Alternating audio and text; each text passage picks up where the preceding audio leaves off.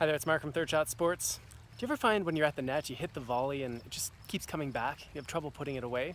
Well, the problem might not be how you hit the ball. The problem might be where you hit the ball.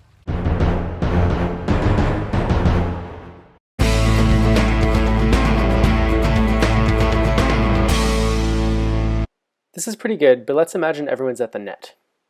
That's better. Alright, in this scenario, Truck has received a high ball. He's got a decision to make. Should he hit it down the line at cup, or should he hit it cross court over to dog? He should hit the ball down the line to the cup. Here's why. The cup and the dog are standing side by side in parallel. This means that if the Truck hits the ball down the line, he's hitting to the person closest to him and most vulnerable. If he hits cross court, he's hitting to the person who has the most time to react. In this scenario, the cup has backed away from the net, so now the cross court dog is more vulnerable. The distance is shorter between the Truck and the dog, so that's the smart place to hit. Here it is from the other side of the court with the bus hitting the ball. When the dog and the cup are standing side by side, the dog is most vulnerable because it's down the line and there's a shorter distance. But if it backs up, that creates more vulnerability for the cup, so cross court is a smarter choice. Okay, so now that you understand the principle that you hit to the person who's closest to you, whether that's down the line or cross court, let's see it in action. Scott Moore is a top open player and is on the near side of this court. Let's watch him for a moment. Here he receives a high ball at the net, sees his opponents are in parallel, and realizes his down the line opponent is most vulnerable.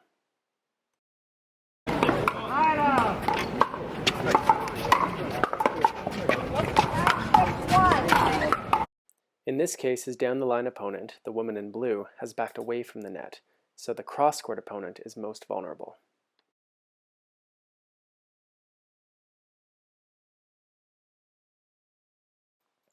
In this case, the woman in white in the near side runs up close to Moore, making herself vulnerable. So what does he do? He hits it hard right at her.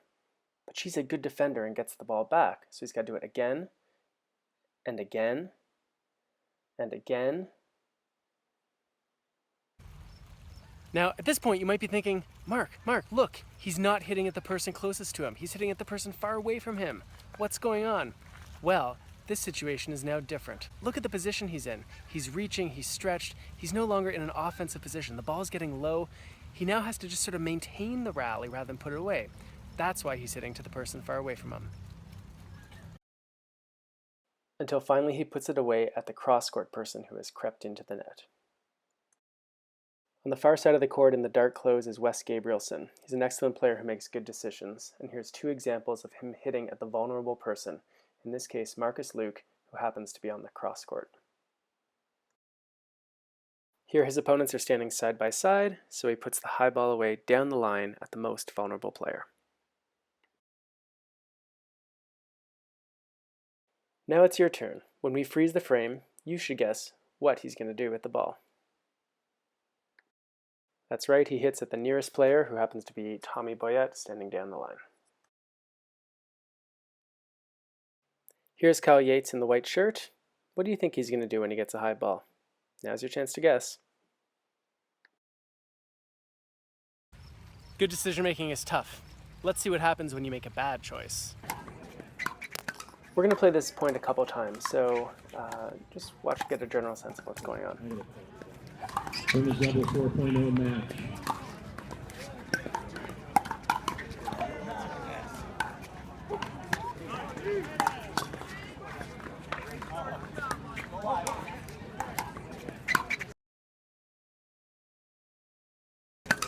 The player hitting the ball now has a great chance to hit down the line and win the point.